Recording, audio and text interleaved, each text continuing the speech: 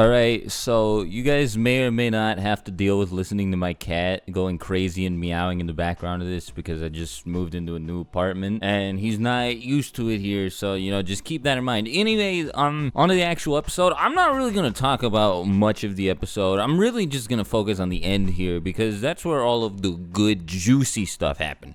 The beginning of the episode was pretty standard Boruto stuff, at least setting aside all of the stuff involving Sumire. That was a follow-up from the last two episodes, and I mean, it was pretty much exactly what I expected was going to happen. It's not what I wanted to happen, but it was pretty much exactly what I expected. I'm not surprised by it at all. Basically, Sumire was taken into custody. They questioned her, figured out her motive for doing what she did and all of that stuff, and then they just decided to let her go. I was a little bit unsure whether or not she was going to transfer from the Hidden Leaf Academy to another ninja academy somewhere else, because that would be a pretty easy way to write her out of the series since she wasn't in the manga or in the movie, but they didn't do that. She actually came back to the academy, and that was that. That all got wrapped up. I guess other interesting stuff at the beginning of the episode is, so new teams have to be formed, so, Boruto, Mitsuki, and Shikadai aren't working together anymore. Shino says you guys need to find new teams. We need to figure out how you guys work together with one another in different groups, different pairs, so that we know how to set you guys up when we split you into your Genin teams. Shikadai, Inojin, and Chocho team up to form the Ino-Shika-Cho trio, which was pretty cool, but it wasn't surprising at all. I knew that was exactly what was going to happen.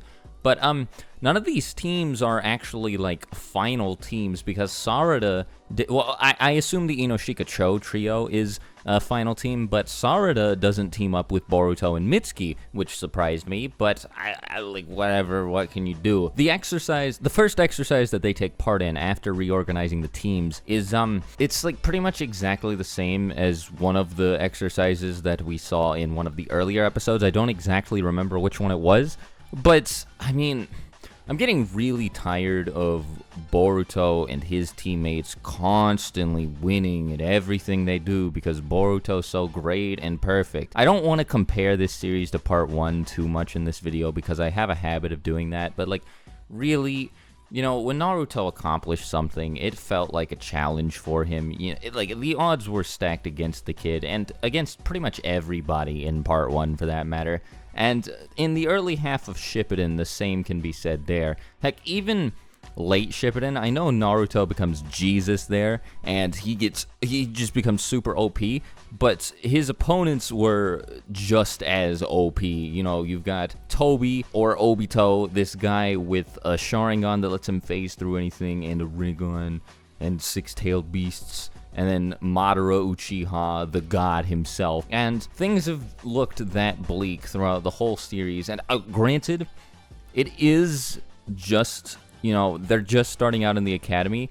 But, I mean, like, this isn't really, like, an Academy Days only thing, I feel, because Boruto got off easy when dealing with his first real threat, which was Sumire getting ready to nuke the village, and he got off, like, super just scot-free with that. He didn't have to deal with anything. He was just like, hey, knock it off, and that was that. And, here, and in a bunch of other episodes, there are examples of Boruto accomplishing what he sets out to do with way too much ease, and it really bugs me. Now, I'm not saying that it's going to be a problem for the rest of the series, but I would really like it if it wasn't. I'm hoping it's not, and like, I mean, I'm not saying it has to be based on this episode, but I really think that it's going to be, and that's gonna bug me. Another problem with the series as a whole, well, I'm going to get into that later, but all of that stuff aside, I'm not going to go through a plot summary. Sumire comes back, she's friends with everybody. Boruto actually interacts with Naruto earlier on in the episode, and he, same interactions there. Boruto doesn't like Naruto, Naruto tries to be nice to his son, yada yada, you guys get the picture. But the biggest thing, most exciting thing for me in the episode was seeing Sasuke back. Like, I saw Naruto hopping up this tree, and I was like, oh, I already have an idea of where this is going. I saw Sasuke on the screen, and I was like, yes! Sasuke's awesome. You guys know I love Sasuke. One of my favorite characters. And it was super nice to see him. But I think this is setting up Sasuke traveling to Kaguya's dimension like he did right before the Boruto movie in the extra 10 chapters that were added on to the end of the Naruto manga. Which is pretty, he just asks Naruto, hey, do you have the scroll? Naruto's like, no. And I'm glad we're seeing Sasuke, but the problem with Sasuke being in the series is that it's kind of ruined by what happens next, and, well, two things happen next. One, there's a shot of Toneri, and I don't know what Toneri is doing in the series. I thought that he and everything else that has to do with him got wrapped up in the last, but I guess not. And then we see Momoshiki and Kinshiki, and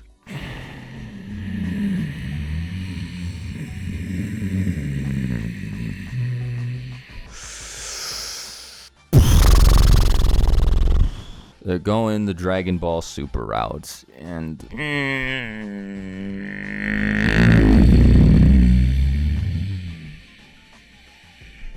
I don't even know where to begin. Oh my god, there's just no way to justify retelling the movies through a season of the anime. It's really just that simple. It doesn't make any sense to me why they would even do that. You could just have a little time skip inserted or something like that. And I mean, even if they squish it down to say 2 episodes, one, it's not going to be as A, well-paced, B, well-written, C, well-animated, or just D, handled as well in general as the movie. So what's the point? The other thing is, we already know what happens, so even if it was just as good as the movie or even better, that would be ruined by the fact that there's nothing to look forward to, there's no suspense or any of that. And granted, I guess that you can say the exact same thing about the early parts of this series. There's really nothing going on, but come on, man. I don't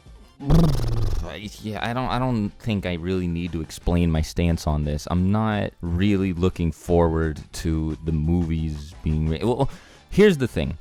This doesn't necessarily mean that they're going to have a Boruto the movie arc, but I don't see why there would be any reason to put this scene here if that's not exactly what they're about to do. Also, so for those of you who don't know, I mean, there are some title spoilers out there for future episodes that seemed to imply what I'm about to say, but the ending of this episode kind of confirmed that these spoilers were titles for episodes that are going to be they're going to be adaptations of the final 10 chapters of the Gaiden chapters, where Sarada tries to figure out what's going on with her mom, whether Sakura is actually her mother, and where they meet Shin, the guy with a billion Sharingan on his face, all that. And so that's cool. I actually don't have a problem with that, because I just thought it was weird that those just existed as 10 manga chapters, and just didn't ever end up getting animated. And so I was like, okay, that I am fine with, because it's not like we already have an animated movie that does it better that we can watch instead. So as for Toneri, I don't know what Toneri is doing here. I don't know what on earth they could possibly plan on using him for. And man, I was super excited to see Sasuke, but his appearance was ruined by the fact that I'm probably only gonna get to see him doing stuff that I already saw in the Boruto movie, and it probably looked cooler in the Boruto movie than it's gonna look in these new episodes, so there's really nothing to be excited about. I am excited for Gaiden and all of that, but really, I think the episode was fine. It was everything, writing, direction, music use and placement, all of that was fine.